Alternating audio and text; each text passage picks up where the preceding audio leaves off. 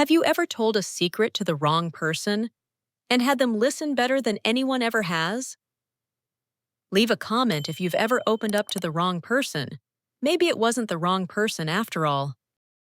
I don't remember hitting record. I barely remember pouring the second glass of wine, and the third never stood a chance. But at some point, between the dishwasher cycle ending and the thunderstorm beginning, I opened my voice notes app like it was a therapist's office and started talking. About how I haven't cried in 6 months. About how I think I might be allergic to intimacy. About how I miss being touched, even accidentally, even just brushing someone's arm on the subway. About how I Googled symptoms of chronic loneliness and laughed so hard I choked.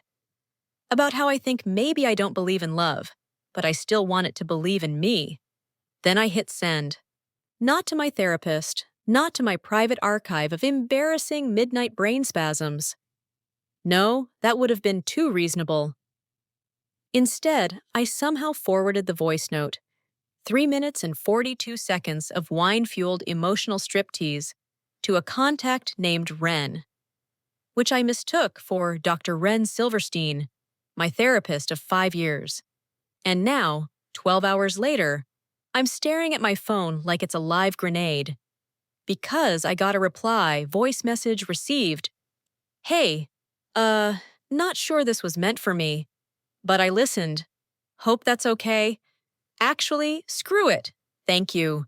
That was beautiful and raw and awful and real. You sound like someone worth knowing. If you want to talk, I'm here. If you don't, I'll delete this and pretend I never existed. I sit on the edge of my bathtub in my sad beige robe, staring at my reflection in the mirror, which looks like a woman who has not slept and accidentally trauma dumped on a stranger.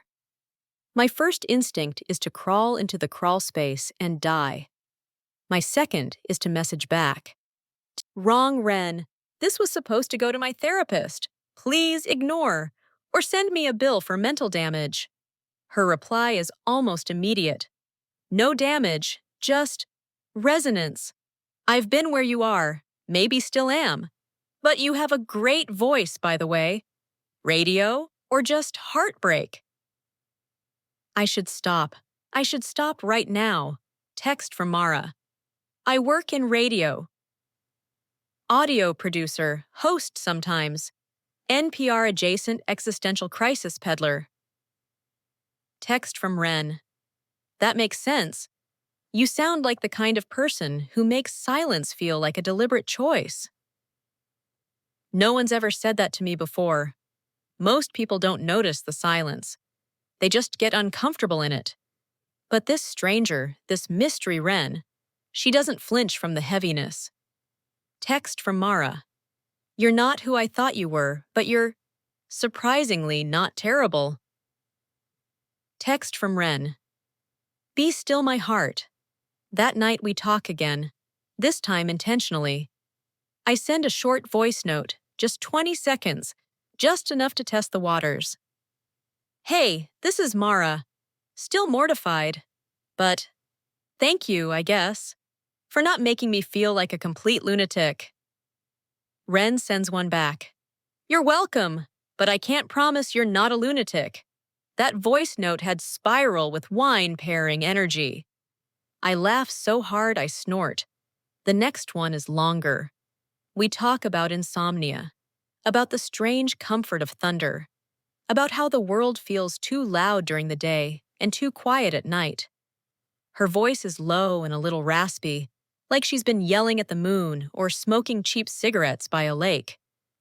She tells me she's a musician, that she's been living out of her van for the last 3 months, that she's taking space from the idea of permanence, which I think is hippie speak for ran away from something and now hiding inside Spotify playlists. But she's also funny, sharp. She calls herself semi-feral with a working sense of irony. I hate how quickly I like her. By day 3, I find myself checking my phone every hour.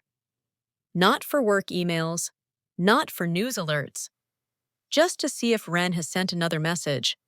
She always has. She sends voice notes while she walks her dog, while she tunes her guitar, while she sits in diners and narrates what people are ordering around her. Okay, there's a man here ordering scrambled eggs and a tuna melt. At the same time, I'm disturbed. I respond from my edit bay, eating cold pad thai while layering ambient sound under a segment about municipal corruption. People who eat scrambled eggs and tuna melts simultaneously are how horror movies begin. Stay alert. We are not flirting, I tell myself. This is emotional graffiti, two strangers scrawling poetry on opposite sides of a bathroom stall. But then she says, "You know, for someone who doesn't believe in intimacy, you're strangely good at it." And I don't have a clever response. Day 5. We've never seen each other's faces, no photos, no social media. I still don't know her last name. She doesn't know mine, but she sends me a song, something she recorded on her phone. A soft, unpolished cover of Moon River played on an acoustic guitar that's clearly missing a string. Her voice is quiet and shaky at first, then stronger, like she's remembering she can be heard. I play it 6 times. That night, I record another message. I don't plan it. I don't script it. I just talk. I tell her about the first time I heard my voice on air and thought it sounded like someone else. I tell her about my sister, who calls me emotionally pre-war. I tell her about the time I walked out of a relationship because someone tried to brush my hair behind my ear and it felt like drowning. I tell her I've never done anything like this before. She replies at 2:11 a.m. "Neither have I, but I think I like the sound of your mess." I fall asleep with her voice in my ear. Tomorrow, I might regret all of this. Tomorrow, she might disappear. But tonight, some stranger is singing to me in the dark, and it doesn't feel like a mistake. It feels like a beginning. It's been 11 days since I accidentally soul-bared into the digital void, and Ren answered back with wit, grace, and a voice that makes my spine do strange things. We've exchanged 68 voice notes. Yes, I counted. Don't look at me like that. Some are 30 seconds of snark. Others are 3-minute monologues about things we pretend we're just thinking about when we're clearly bleeding them out loud. Ren once sent an entire message from inside a laundromat in Missoula, Montana, describing the exact sad energy of a single sock stuck to the dryer door. I responded with a rant about the way some people breathe too loudly in grocery stores. This is our love language now, unsolicited vulnerability in audio format. Today, she asks for something different. Okay, Mara, mystery girl with the good voice and the tragic wine cabinet. I've told you about my worst open mic night and the time I gave myself food poisoning trying to impress a date with homemade mole. Your turn. What's your most humiliating story? Bonus points if it involves crying in public. I groan so hard my neighbor knocks on the wall. I try to record 5 times, delete each one. Finally, I give in. Junior year, college. I was in a women's literature class because I was gay and trying to seem deep, and I volunteered to read a passage aloud. I stood up, cleared my throat dramatically, and fully burped into the microphone, like Satan exiting the body level. In a room of 40 people, I cried in the bathroom for 45 minutes and then dropped the class. Happy? She replies in 5 minutes. She's laughing. Not at me, with me. It's warm and delighted and low, like she's curled into a blanket somewhere with one leg tucked under herself. That's exquisite. I'm honored to know this about you. Honestly, you're still my hero. I once farted doing a handstand on a 3rd date. Your burp is nothing. By the next day, I've stopped pretending this is casual. I replay her voice notes before bed like they're lullabies. She has this way of phrasing things that gets under my skin. Observations that sound like poetry if you tilt your head. You know that stretch of morning where the light looks like old film stock? That's my favorite part of the day. It makes even bad coffee feel romantic. Who says that? Who lives like that? She sends me photos now, not of herself, but of things. A chipped teacup on a train windowsill, a hand-scribbled sign that says, "Do not feed the peacocks," with the word "why" graffitied underneath. Her dog, Benny, wearing an aggressively small hoodie. I sent her a blurry shot of my apartment window at sunrise, my coffee mug in frame, the corner of my laptop, the caption, "Good morning, haunting voice in my phone." She hearts it. Then she sends me a song. Not a cover this time. A messy, gorgeous original about almost meeting someone and wondering if you already missed them. Her voice cracks halfway through, and I can't tell if it's emotion or just the recording app glitching. I play it 6 times, maybe 7. That weekend, I go to a party. It's loud. Too many people, not enough seating. My friend Nora is introducing me to someone she swears I'll click with, which sounds like the prelude to emotional dental work. I sneak into the hallway with my drink and open a voice note from Ren I saved earlier. "I drove through a thunderstorm today and thought of you. Don't read into that too much. I think you might be my thunderstorm person." I don't even know what that means, but my knees go a little soft. I type back without thinking. "What if we met?" Send, regret, delete. Too late. The message has been read. She doesn't respond for 4 hours, during which I invent 900 reasons why she's ghosting me and at least 3 alternate personalities to live under. Then, "I was hoping you'd ask." We don't set a date. We circle the idea like it's radioactive. She jokes about flying into Portland, but then says she doesn't know if she's real enough for the real world right now. I send a shrug emoji and say nothing. Later, she sends a photo of a road sign that says, "Portland, 112 miles." I stare at it for 10 straight minutes. On day 15, she sends a voice note at 1:42 a.m. She's whispering, "Do you ever wonder if we'd even like each other in person? Like, what if I talk too much or smell weird or chew ice? What if this only works because we don't know what the other's eyebrows look like?" I reply without hesitation. "You could have one eyebrow in the shape of Idaho, and I'd still want to hear your thoughts on clouds." She sends back a heart. Then another voice message, her voice lower now. "What do you look like?" This is the part where I panic, because Ren knows everything about my insides, but nothing about my face. Not the scar on my eyebrow, or the freckle constellation across my nose, or the fact that I have the kind of resting expression that makes people think I hate them. But I want her to see me. I want to be real. So I take a picture. No filters, no angles, just me on my couch, in a hoodie, with my headphones tangled around my neck. Caption: "I'm better in radio." I hit send. 5 minutes later, she replies with a photo. She's leaning against a gas station wall, guitar case beside her, dog at her feet. Hair wild, cheeks wind-flushed, eyes the kind of tired that only comes from chasing your own shadow. She looks exactly how she sounds. "Hi," she says in the voice message that follows. "You're gorgeous, but also, you look like someone I'd ruin my life for. So, that's neat." I laugh. Maybe cry a little. Who knows anymore?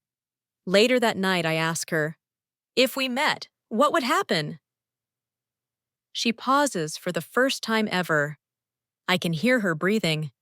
"I think we'd talk until we couldn't speak, and then we'd kiss, and then I'd probably write a bad song about it and send it to you even if it sucked." "I think I'd let you," I whisper back. She doesn't respond right away. Then, "I'll be in Portland next week." The loop has become a line, and we're walking it, fast and terrified. I clean my apartment like I'm expecting a team of forensic investigators. The air smells like panic and citrus cleaner. My couch has never looked more emotionally available. Every surface is wiped, every visible book chosen with surgical precision to say, I'm interesting but not trying too hard. Why, yes, I do casually leave Audre Lorde on the coffee table. Totally organic, not staged at all. Ren arrives in 46 minutes.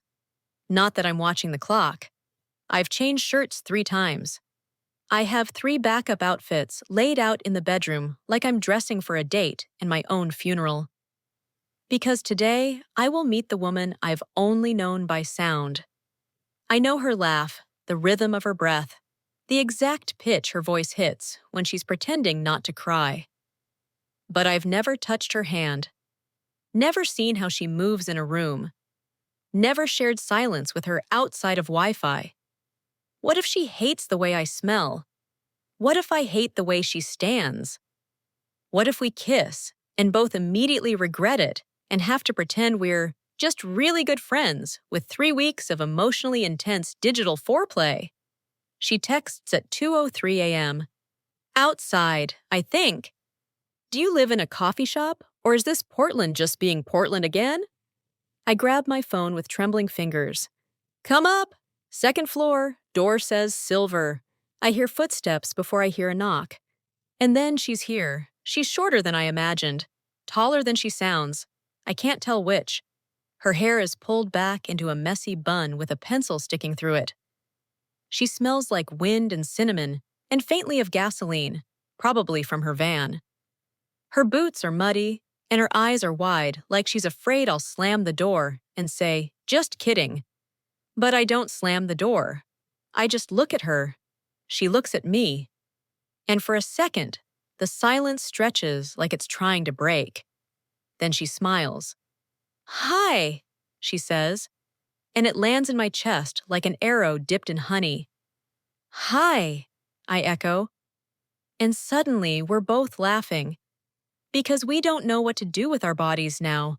Our voices knew each other first. Our faces are just catching up. The first 10 minutes are chaos. She trips over my welcome mat. I spill tea on her sleeve.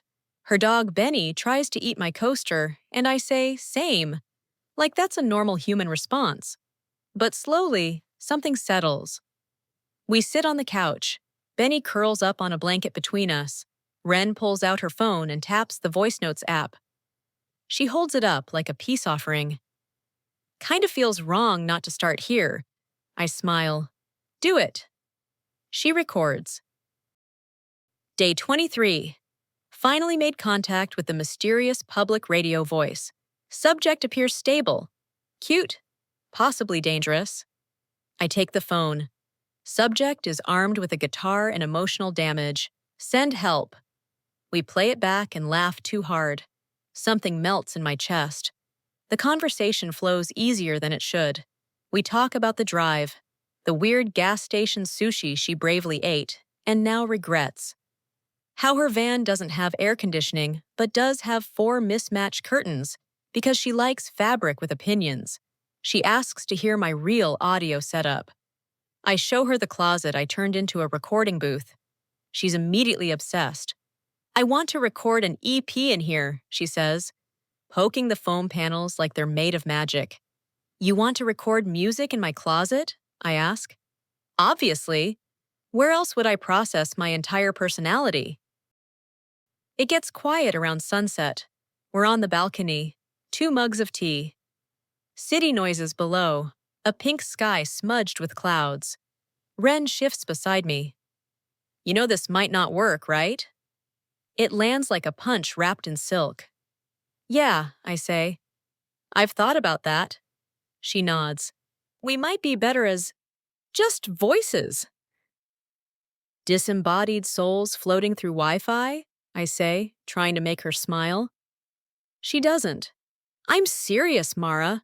What if this ruins it? I stare at my tea. It's cold now. I'd rather know it doesn't work than wonder if it coulda. Silence. Then softly she says, Me too. She stands, faces me. Can I kiss you now? I nod. Please. And then we kiss. It's slow and careful and nothing like I imagined. And exactly what I needed. It doesn't try to be perfect. It just is. Her hand curls around my neck. Mine finds the small of her back. And our mouths meet like two people who spent weeks whispering into each other's hearts and are finally allowed to shut up. When we pull apart, I'm shaking. She grins. Not bad for a couple of voice notes and a nervous breakdown. I laugh into her shoulder. That night she stays. Not like that. We're not rushing. She curls up on my couch with Benny. I make too much popcorn. We listen to old songs she wrote and segments I never aired. We fall asleep mid-conversation. No kiss goodnight, no dramatic fade to black, just comfort, just being. Weeks pass. Ren extends her stay. 1 week becomes 2, then 3. She finds a corner at a co-op cafe to perform.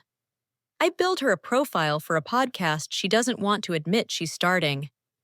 We still send voice notes, across the room now, just for fun. She leaves socks on my floor. I start calling Benny my roommate. We argue about the right tempo for her outro track and whether I should pitch my new segment to Radiolab. She makes fun of my obsession with room tone. I tell her capo is the worst roommate I've ever had. It's the happiest I've ever been. One night she asks, "Do you ever think about how it started?" "All the time," I say. She smiles. A wrong voice note. Who does that? Me, apparently. She reaches for my hand. Best mistake of my life. I squeeze her fingers. Same.